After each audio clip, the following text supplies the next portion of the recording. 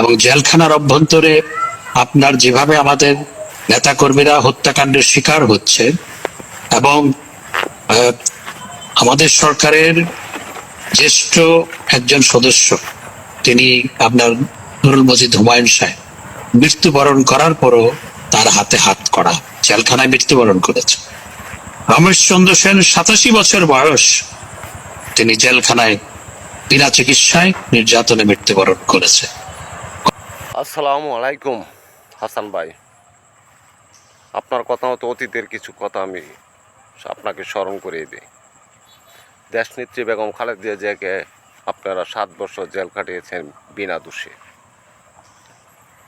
2, নাসিরউদ্দিন পিন্টুকে আপনারা জেলের মধ্যে হত্যা করেছেন। 4, মৌলানা দেলোয়ার হোসেন সাঈদীকে জেলের মধ্যে হত্যা করেছেন। 5,